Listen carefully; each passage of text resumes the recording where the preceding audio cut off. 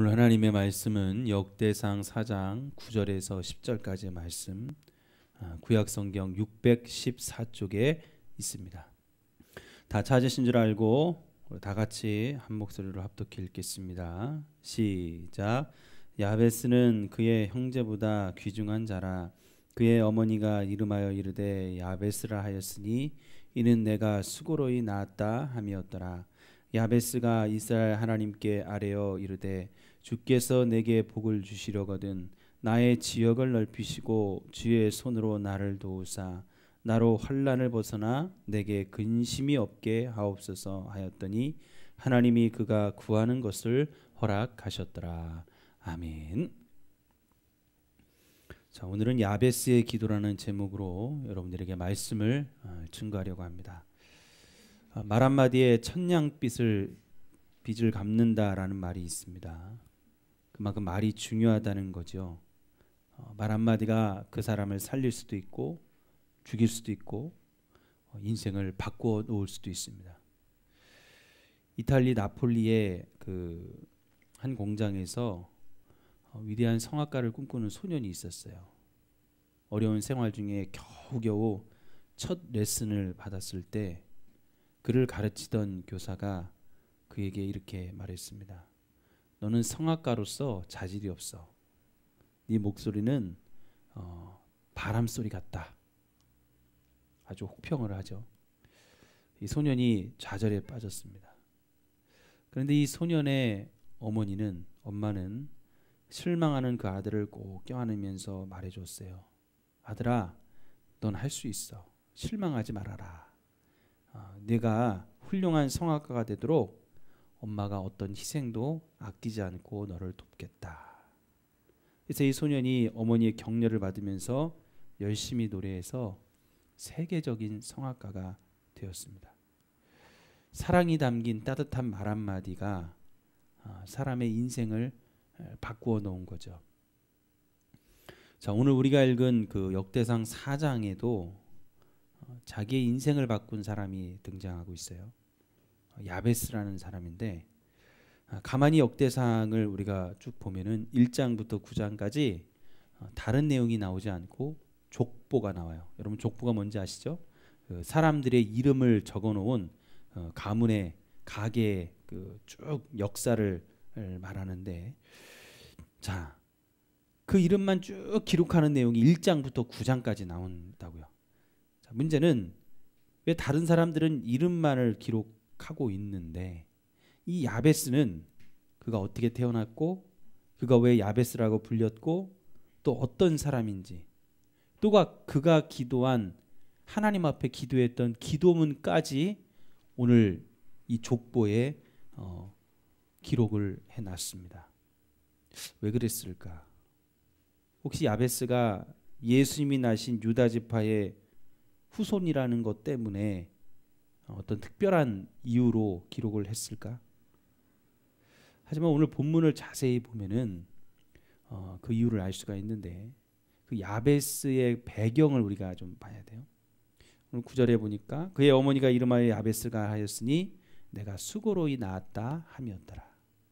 다른 사람들 중에도 힘든 사람들이 있겠지만 오늘 야베스는 태어날 때부터 살아온 그 모든 삶이 다 고통이었습니다. 얼마나 고통스러웠는지 그 이름까지, 이 야베스라는 이름이 고통이라는 뜻이에요.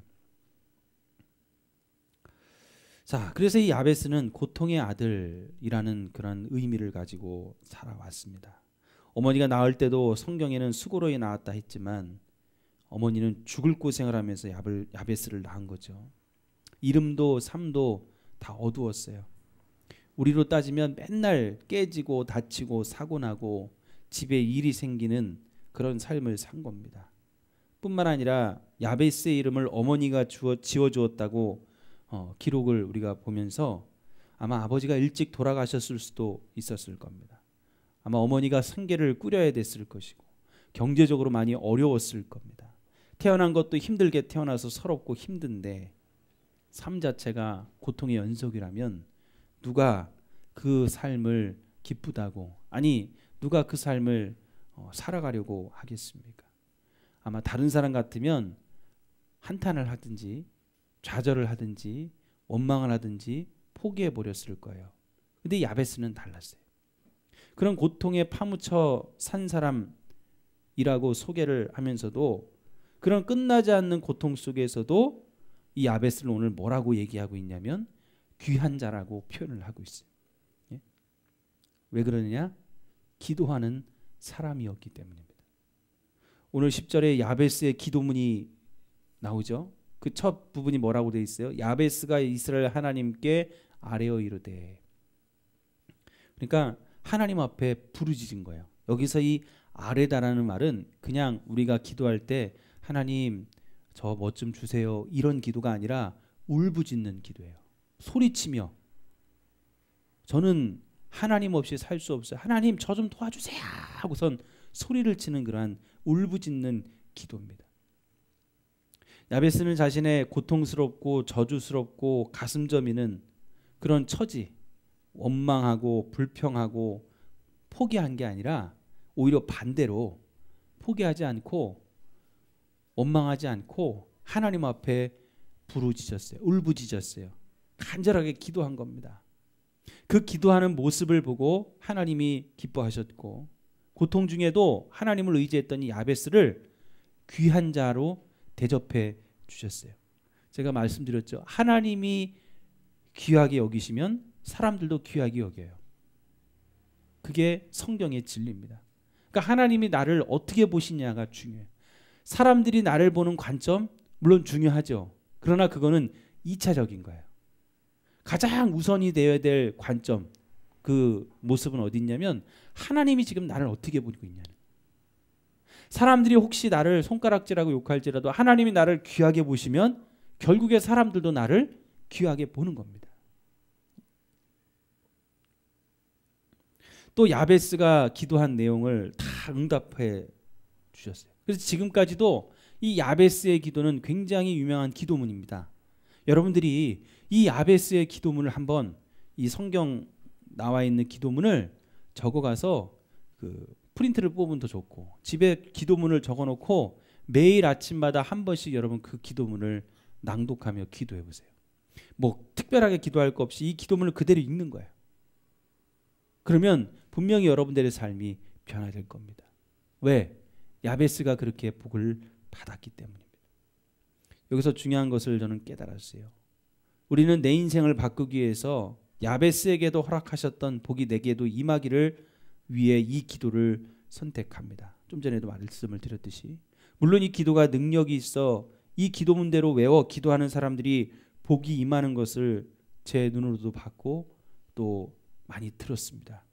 그러나 제가 깨달은 것은 야베스가 억울해서 운 것이 아니라면 하나님께 부르짖고 울부짖을 수밖에 없는 이유가 뭘까 하고 의문을 갖다가 그것은 하나님에 대한 믿음을 갖고 기도한 것이었다는 것을 발견하게 된 거예요. 바로 하나님이 이 고통에서 나를 반드시 건지신다는 믿음. 하나님을 믿는 믿음을 가지고 울부짖었을 때 하나님은 야베스의 인생을 바꿔줬어요. 고통이라는 이름의 자체, 고통이라는 삶을 살아온 야베스의 삶을 완전히 바꿔주셨어요. 그렇다면 야베스가 하나님을 믿는 믿음을 가지고 기도한 것을 오늘 우리에게 적용하면 어떤 모습이 되겠습니까? 그것은 예수 그리스도를 믿는 믿음을 가지고 기도하는 것을 말합니다. 오늘 저와 여러분들이 기도하는 이유가 이것이 돼야 됩니다. 내가 원하고 소원하는 거 물론 필요하죠. 그거를 위해서도 기도해야 됩니다. 그런데 여러분들이 정말 가장 먼저 하나님 앞에 여러분의 마음을 다해서 기도해야 될 내용이 뭐냐면 내가 예수 믿게 해주셔서 감사합니다. 내가 예수님 때문에 구원받았습니다. 내가 예수님 때문에 믿음을 가졌습니다. 내가 예수님을 알고 나니 내 삶이 달라졌습니다. 오늘 그 기도가 먼저 여러분의 입술에서 고백이 되어져야 되는 거예요.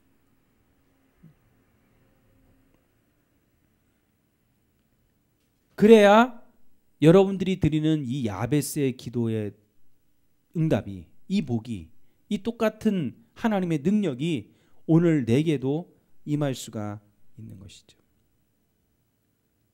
자, 그러면 야베스의 기도라는 것이 어떤 기도냐? 오늘 그 한 구절에 나와 있는 이 기도문 토막토막을 좀 나누어서 여러분들에게 설명을 좀 드립니다. 먼저 10절에 있는 말씀을 보면서 하면 더 이해가 잘 될 것 같아요. 야베스가 이스라엘 하나님께 아뢰어 이르되, 자 이거는 기도했다는 내용이고 그 다음부터가 기도문이에요. 주께서 내게 복을 주시려거든. 자, 개역 한글판 성경에는 원컨대 주께서 내게 복의 복을 더하사라고 되어 있어요. 하나님은 우리에게 복 주기를 원하십니다. 우리가 그것을 분명히 알고 믿어야 돼요. 야베스는 하나님의 복이 없이는 살아갈 수 없었기 때문에 복을 구했어요. 자, 우리도 복이 없이 살아갈 수 없는 존재들이기 때문에 하나님께 복을 구해야 됩니다. 그러면 복이 뭐예요? 복은 하나님이 나와 함께하는 게 복이에요. 돈이 많아지고 물질이 많아지고 내가 빌딩을 사고 내가 성공을 해서 사장이 되고 내가 이제 사업을 해가지고 가게를 했는데 그것이 번창해서 큰 것을 이루고, 이거는 세상에서 말하는 복이고, 성경에서 말하는 복은 하나님이 나와 함께 하시는 것이 복이에요. 하나님이 주시는 복은 어떤 물건이나 눈에 보이는 것이 아니라, 또 내가 필요하고 내가 사용하기 원하는 것이 아니라 하나님을 더 잘 섬기고 다른 사람들에게 나누어 줄 수 있는 은혜를 베풀어 주시는 것을 말합니다. 그게 복이에요. 그러니까 여러분들은 이미 복 받은 사람들이에요. 왜? 하나님이 나와 함께 하시기 때문에. 그래서 예수 믿는 우리가 받는 가장 큰 복은 예수를 믿음으로 구원받는 것이 가장 큰 복인 거죠. 그래야 구원받은 이 기쁨과 예수를 믿어야 구원받는다는 것을 전할 수 있는 거예요. 이 복을 깨닫지 못하면 전할 수 없어요. 여러분들이 예수님을 증거하지 못하는 이유는 거기 있습니다. 내가 예수 믿어서 구원받았다는 것이 복인 줄을 모르기 때문에 전하지 못하는 거예요. 내가 구원받았다는 확신이 없고 믿음이 없기 때문에 전하지 못하는 거예요. 오늘 우리 믿는 사람들에게 가장 큰 복은 바로 예수 믿어 구원받는 거죠. 이 복을 우리가 구해야 받을 수 있어요. 하나님은 이미 우리에게 날마다 부어주실 복을 준비하고 계십니다. 그런데 그 복을 다 받지 못하는 이유는 구하지 않기 때문입니다. 오늘 야베스가 내게 복의 복을 달라고 구한 것처럼 여러분들은 복을 달라고 구해야 돼요. 먼저는 예수 믿어 구원받는 복을 달라고. 그리고 그 복을 받은 이후에 여러분들에게 구해야 될 복들이 많이 있죠. 물질적인 것도 있고, 어떤 것은 가정에 관한 것도 있고, 어떤 것은 부모님에 관한 것도 있고, 어떤 것은 나의 마음과 내 생활에 관한 것도 있을 거예요. 여러분 구해야 돼요. 기도해야 돼요. 그냥 감나무 밑에서 입을 딱 벌리고 누워있으면 감이 떨어지는 게 아니라, 물론 시간이 지나면, 오랜 시간이 지나면 떨어질 수도 있겠죠. 그러나 저절로 감은 떨어지잖아요. 감은 따먹어야 돼요. 여러분들이 하나님 앞에 구해야 하나님은 여러분의 기도에 응답해 주세요. 이미 복을 하나님이 준비하고 계시단 말이에요. 그러면 그 복을 받을 수 있도록 여러분들이 하나님 앞에 기도해야 그 복이 내 것이 되는 겁니다. 그게 오늘 바로 야베스가 기도한 거예요. 주께서 내게 복을 주시려거든. 아니, 복의 복을 더하사 내게 복을 주세요. 기도한 거예요. 두 번째로는 나의 지역을 넓히시고, 여러분 지역이라는 것은 내가 살고 있는 땅, 건물 또는 미개척지를 뜻합니다. 그런데 야베스가 이 지역을 넓혀달라고 하나님 앞에 구하죠. 왜 그랬을까요? 지금 살고 있는 땅이 좁아서? 아니면 자기의 삶에 만족하지 못해서? 물론 야베스의 삶이 어두웠고 고통스럽고 힘들었기 때문에 그것도 포함되겠지만, 이 기도의 진짜 의미는 야베스는 자신의 지역의 넓이가 자기에게 주어지는 기회와 같다고 알았기 때문입니다. 복은 하나님을 더 잘 섬기고 다른 사람에게 복을 나눠주는 데 쓰기 위해서 구한다고 그랬어요. 자, 그러면 더 큰 일을 하기 위해서 사람들을 만나고 더 큰 기회가 있어야 됩니다.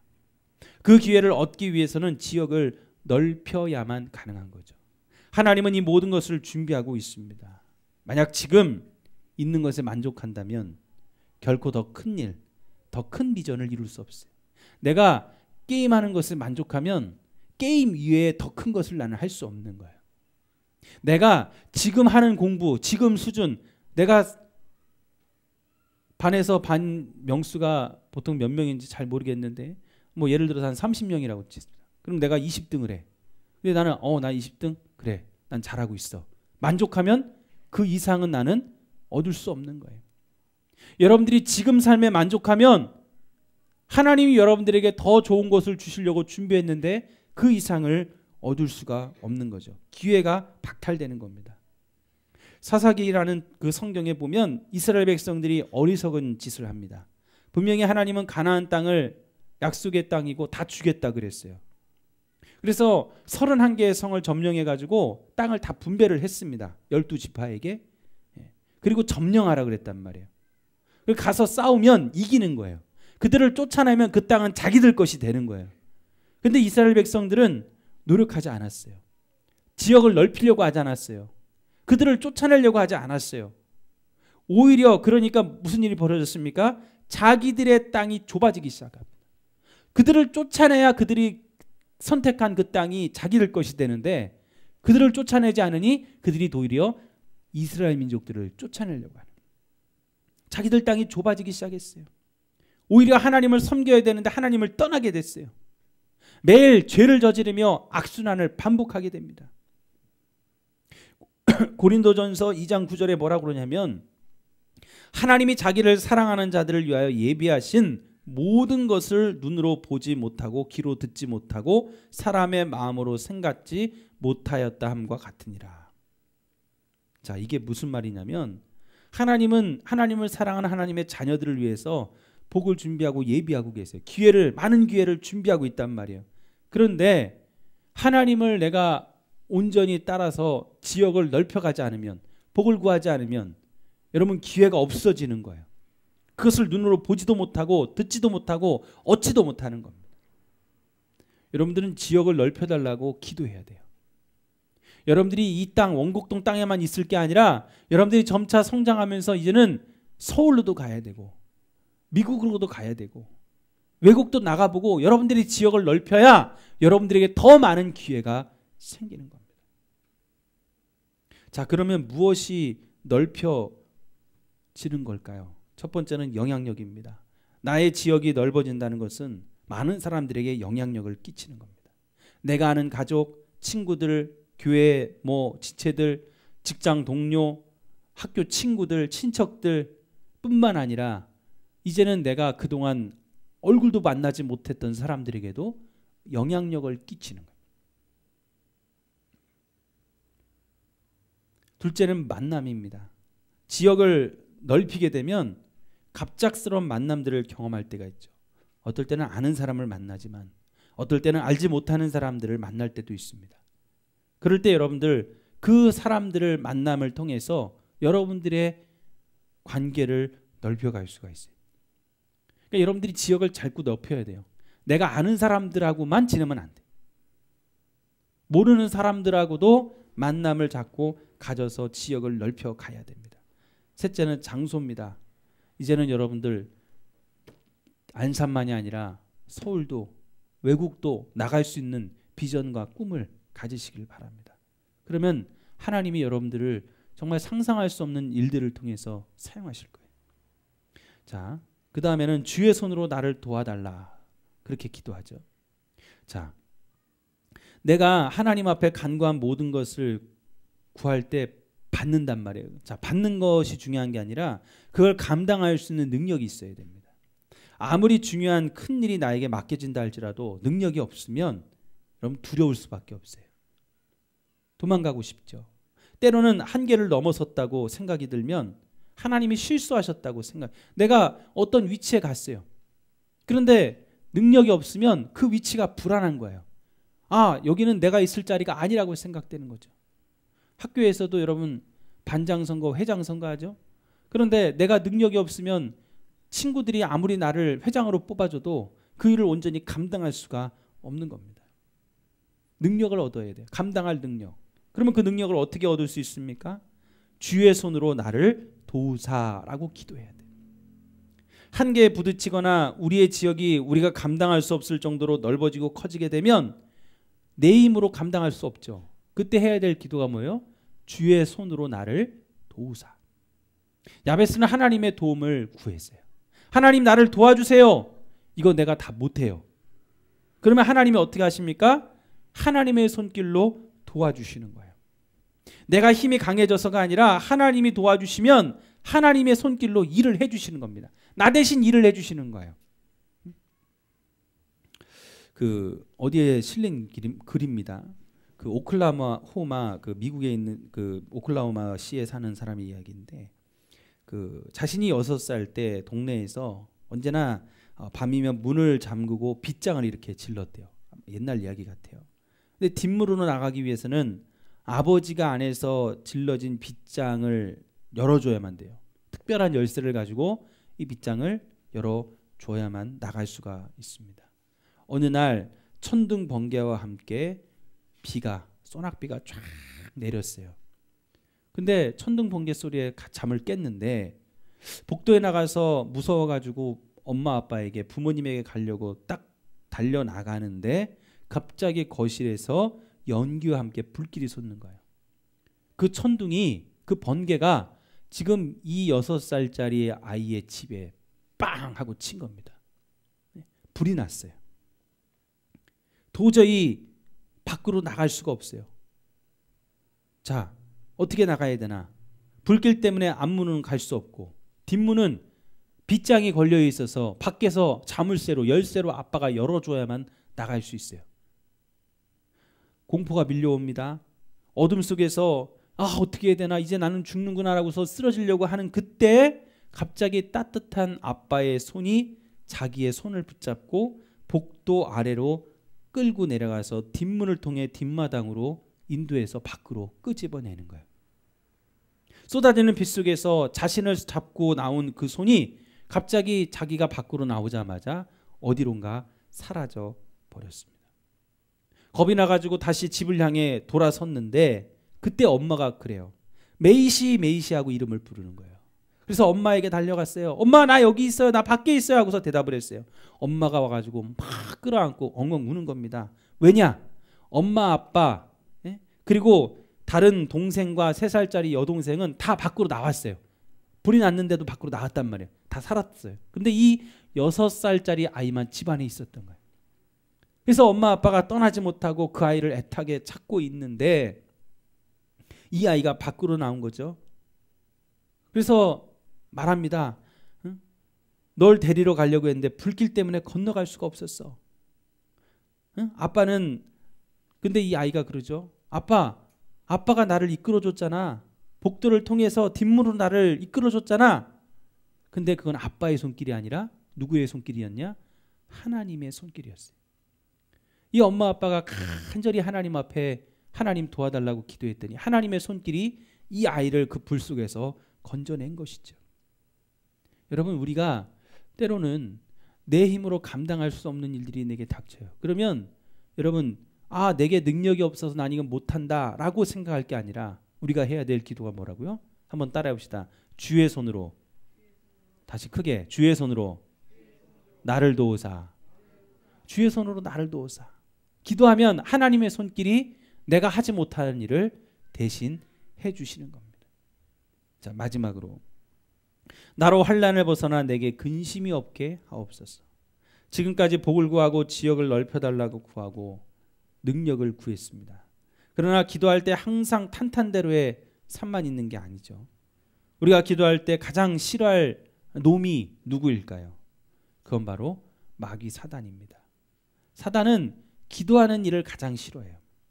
우리의 삶은 항상 영적인 전쟁입니다. 예수님을 믿기 시작한 때부터, 기도하기 시작한 때부터 유혹과 시험과 전쟁이 계속 일어납니다. 만약 이 유혹, 이 시험, 이 전쟁이 없다면 여러분의 신앙을 점검해 봐야 돼요. 내가 신앙이 없든지 아니면 지금 마귀가 쉬고 있든지 여러분의 신앙을 다시 한번 점검해 봐야 됩니다.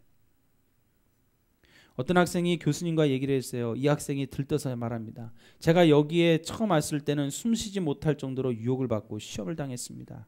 그러나 지금은 제 삶이 탄탄대로예요. 아무런 시험을 당하고 있지 않아요. 그랬더니 교수님이 깜짝 놀랍니다. 그리고 이런 말을 해줬어요.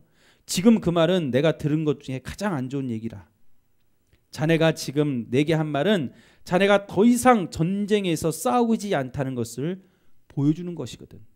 사단은 더 이상 자네 때문에 걱정하지 않을 것이에요. 이 친구의 신앙이 점점점 약해진 거죠. 사단이 알고 있는 거예요. 기도하지 않고 약해지고 신앙이 없어지니까 건들지를 않아요. 시험에 들게 하질 않아요. 아프게 하질 않아요. 힘들게 하지 않아요. 고통을 주지 않아요. 왜? 저 사람은 그대로 놔둬도 신앙이 없어질 거니까, 지옥에 갈 거니까, 하나님을 떠날 거니까 그대로 놔두는 겁니다. 우리가 탄탄대로를 살아가는 것이 중요한 게 아니라 환난을 벗어나게 해달라고 기도해야 됩니다. 나로 환난을 벗어나 근심이 없게 하옵소서. 시험과 환난에서 벗어나 근심 없는 삶을 사는 것이 중요한 거예요. 환난이 없는 게 중요한 게 아닙니다. 시험이 없는 게 중요한 게 아니에요. 환난과 시험은 예수 믿는 사람들에게는 당연히 따라오는 거예요. 단지 우리의 기도는 그것을 벗어나 근심이 없는 삶을 살게 하옵소서. 그래서 주기도문에도 꼭 나오는 기도가 있죠. 다만 악에서 구하옵소서. 악한 자들의 손길에서 우리를 구해달라는 거예요. 오늘 야베스의 기도와 같은 거죠. 구하옵소서. 건져내고 구출해달라는 겁니다.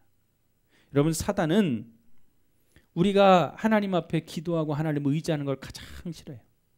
그러니까 한 앞에서 얘기한 이 야베스의 기도의 내용, 하나님 내게 복을 달라고, 저 예수 믿고 구원받게 해달라고, 나의 지역을 넓혀달라고, 하나님 내가 예수님을 전하는 영향력 있는 사람이 되게 해달라고, 하나님 주의 손으로 나를 도와서 나는 능력이 없는데 하나님의 능력으로 내 일을 감당해 주세요라고 이 기도하는 것을 사단이 가장 싫어한다고요. 우리를 무너뜨리고 망가뜨리고 지옥불에 떨어지게 하는 것이 사단입니다. 근데 마지막에 우리가 꼭 구해야 될 기도가 뭡니까? 그런 사단을 막기 위해 바로 나로 환난을 벗어나 근심이 없게 하옵소서. 악한 자들의 손에서 나를 구원해 달라고 오늘 야베스와 같이 우리가 기도를 해야 된다는 거예요. 오늘 이 짧은 기도의 내용, 여러분들이 듣기에는 어떻게 들으셨습니까? 아유, 똑같은 기도네, 도와달라는 내용이고 필요한 거 구한 거네라고 여러분 생각할 수 있지만 이 기도에는 능력이 있어요. 여러분들의 삶을 바꿀 수 있는 능력이 있습니다. 왜? 야베스의 삶도 바뀌었기 때문입니다. 오늘 저와 여러분들이 이 야베스의 기도, 이 기도문이 오늘 여러분들에게도 여러분의 입술로 고백할 때마다 그 능력과 그 은혜가 임하여서 오늘도 야베스와 같이 여러분의 삶도 고통에서 환난에서 벗어나 근심이 없는, 하나님이 여러분들을 도와주시는 귀한 역사와 180도 달라지는 삶을 살아가는 그런 놀라운 하나님의 자녀들이 되기를 간절히 축원합니다. 기도하시겠습니다.